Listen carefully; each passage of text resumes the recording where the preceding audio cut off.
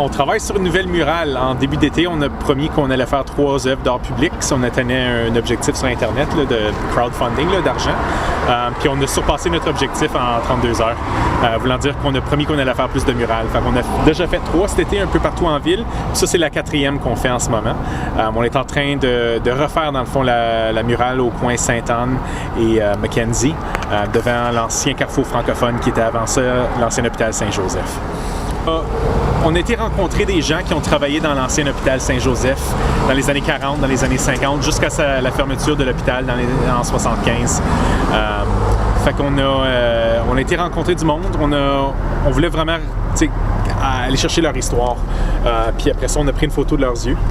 Fait que ce qu'on a fait, c'est qu'on a imprimé en gros, comme vous voyez derrière moi, des photos des yeux. Fait que là, il y a le docteur Bernard Noël de Tilly qui habite encore dans le quartier, qu'on a déjà mis. On est en train de mettre les yeux d'une Marguerite, l'Italien en ce moment, qui est infirmière là, dans les années 40 et 50. Il va avoir au total 6 paires de yeux qui regardent au trafic, qui s'assurent que tout le monde font leur stop. Et mais c'est un peu ça le procédé. C'est du papier dans le fond, fait que c'est du wheat pasting. On imprime ça.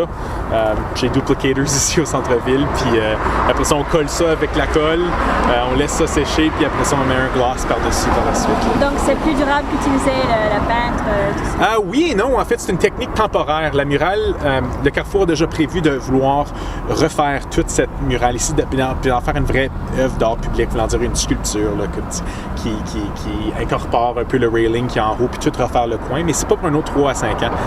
Fait que nous autres on les a approchés, on savait que la murale du Carrefour était très réfléchie, qu'il était grand temps d'y donner une nouvelle vie. Fait qu'on les a approchés puis on leur a dit qu'on cherchait un mur justement pour notre projet et c'est comme ça que c'est venu. Est-ce qu'il y aura un message? On travaille sur une phrase qui va avoir à l'autre bout, à l'autre pointe de la murale, mais pour l'instant, on préfère garder ça notre petite surprise là, qu'on va éventuellement dévoiler. Pour toutes les autres murales, on a dévoilé la murale au complet avant de la monter. Dans ce cas-ci, on a dévoilé le concept des yeux, mais on n'a pas tout dévoilé la murale. On voulait garder des petites surprises pour que le public puisse être surpris en même temps, puis qu'on ne dévoile pas tout. La murale précédente du Carrefour francophone était assez défraîchie. Elle a été faite en 2000, puis au bout de 14 ans, la plupart de la murale tombait déjà en morceaux. Quand on a passé pour juste faire un petit nettoyage, là, elle s'effritait sous nos doigts. Fait qu'on trouvait pour une murale qui est supposée de représenter le fait français à Sudbury, c'est pas très valorisant. Fait qu'on a voulu y insuffler une nouvelle vie. L'hôpital Saint-Joseph a toujours été reconnu un peu comme l'hôpital française du quartier, surtout en début du siècle dernier.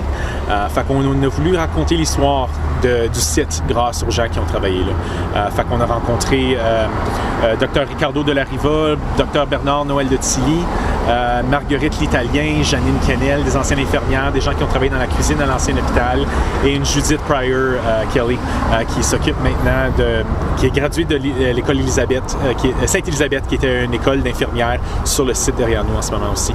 Fait que c'était très important pour nous autres de rencontrer ces gens-là, puis d'insuffler une nouvelle vie à la murale grâce à ces rencontres. Merci beaucoup. Il n'y a pas de quoi. Merci à vous.